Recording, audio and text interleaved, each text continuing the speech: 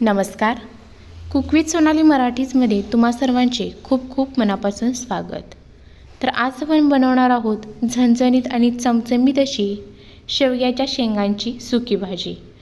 तुम्ही इथे भाजी पाहू शकता. अगदी सुरेख भाजीला रंग आलेला आहे. चवीला तर अप्रतिमच लागते आणि अगदी साध्या सोप्या पद्धतीने बनवलेली आहे.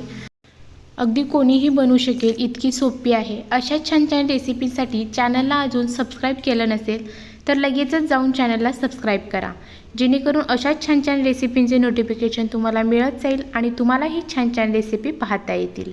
वेळ न वाया घालवता चला तर रेसिपीला सुरुवात करूया. सुरुवातीला इथे मी शेवग्याच्या शेंगा घेतलेल्या आहेत. शेंगा आणल्यानंतर आपल्याला त्या स्वच्छ धुवून घ्यायच्या आहेत किंवा अगोदर कट करून नंतरही तुम्ही इथे धुवू शकता.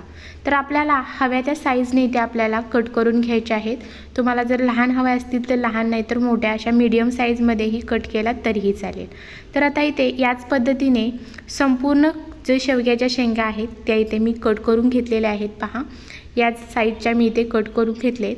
आता आपल्याला ह्या स्वच्छ धुवून घ्यायच्या आहेत. धुवून घेतल्यानंतर आता इथे कट करतानाच मी अर्धा तांब्या पाणी गरम करण्यासाठी ठेवलं होतं. त्याच्यामध्ये अर्धा चमचा मीठ आणि पाव चमचा हळद घातले. आता ह्याच्यामध्ये शेवग्याच्या शेंगा घालून घेऊया. शेवग्याच्या शेंगा घातल्यानंतर आपल्याला मीठ आणि हळद घातलेल्या पाण्यामध्ये 5 मिनटं ह्या शेंगा शिजवून घ्यायच्या आहेत. आपल्या एकीकडे शेंगा शिजत आहेत तोपर्यंत एक छोटंसं वाटण बनवून घेऊया. त्याच्यासाठी इथे मी अर्धी वाटी ओलं खोबरं घेतलेलं आहे. त्यानंतर 5 ते 6 लसणाच्या पाकळ्या आणि 2 तुकडे आल्याचे घेतलेत.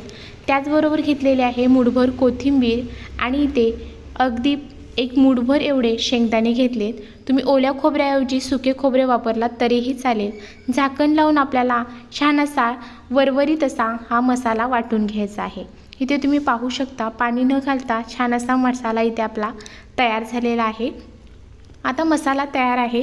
दुसरीकडे इथे तुम्ही पाहू शकता शेंगाही छान अशा उकळल्या गेलेल्या आहेत आणि छान शिजले गेलेत. आता आपण ह्या पाण्यापासून वेगळ्या करून घेऊया.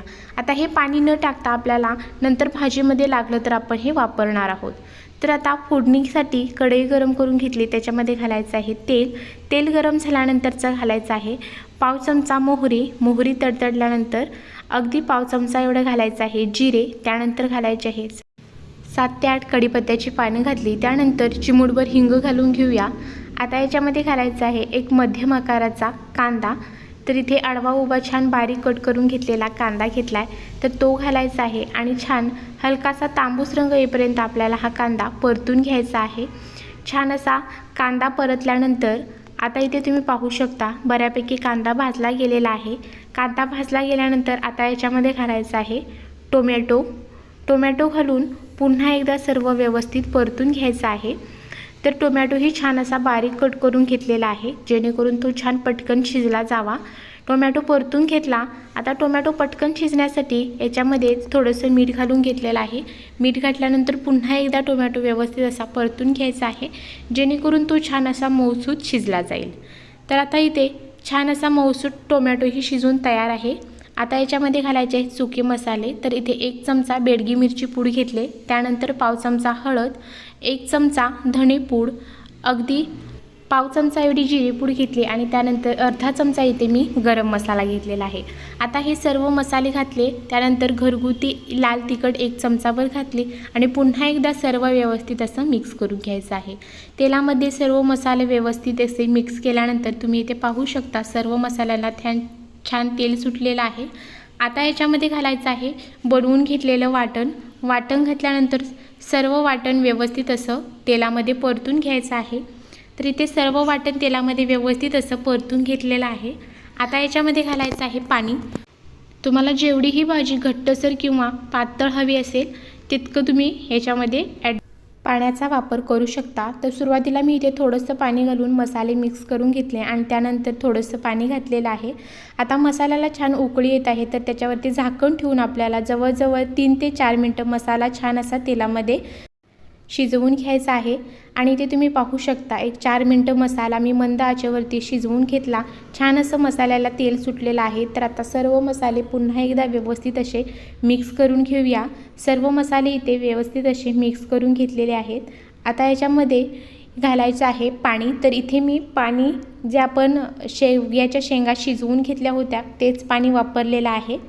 तर पहा, सर्व पाणी घातल्यानंतर व्यवस्थित असं मिक्स करून घेऊया आणि मिक्स केल्यानंतर आता आपण शिजवून घेतलेल्या शेवग्याच्या शेंगा घालून छान मसाल्यामध्ये शेंगा परतून घ्यायच्या आहेत. सर्व मसाला शेंगांना व्यवस्थित लागला गेला पाहिजे इतपत आपल्याला सर्व व्यवस्थित असं परतून घ्यायचं आहे. सर्व मसाला व्यवस्थित असा परतून घेतल्यानंतर आता याच्यावरती झाकण ठेवायचं आहे आणि मंद आचेवरती आपल्याला जवळजवळ 5 ते 6 मिनटं ह्या शेवग्याच्या शेंगा शिजवून घ्यायच्या आहेत. तर इथे मी 5 मिनटं छान असं हे सर्व मसाला आणि शेवग्याची शेंग जी आहे ती शिजवून घेतलेली आहे आणि इथे तुम्ही पाहू शकता किती अप्रतिम रंग दिसतोय. चवीला तर खूपच छान लागते. आता ह्याच्यावरती भरपूर अशी बारीक कट केलेली कोथिंबीर घालून घेऊया. सर्व कोथिंबीर घातल्यानंतर व्यवस्थित असं पुन्हा एकदा ह्या शेवग्याच्या शेंगा ज्या आहेत त्या परतून घ्यायच्या आहेत आणि इथे तुम्ही पाहू शकता अगदी चटकदार चमचमीत आणि झणझणीत अशा ह्या शेवग्याच्या शेंगांची भाजी इथे तयार झालेली आहे. अगदी साधी सोपी आहे आणि अगदी झटपट तयार होते. रेसिपी आवडली असेल तर चॅनलला सबस्क्राईब करा, बेल आयकॉनचे बटन दाबा, जेणेकरून अशाच छान छान रेसिपींचे नोटिफिकेशन तुम्हाला मिळत जाईल आणि तुम्हालाही छान छान रेसिपी पाहता येतील. व्हिडिओ जास्तीत जास्त लोकांपर्यंत शेअर करा. त्याचबरोबर व्हिडिओसाठी एक लाईक नक्की करा आणि तुम्हीही तुमच्या घरच्यांना अशी झणझणीत शेवग्याची भाजी नक्की खायला करून घाला. त्यांनाही नक्की आवडेल आणि तुम्ही जर ही रेसिपी आवर्जून तुमच्या घरी बनवली तर कशी वाटली कमेंटमध्ये नक्की सांगा. धन्यवाद. भेटूया अशाच व्हिडिओसोबत. Bye bye.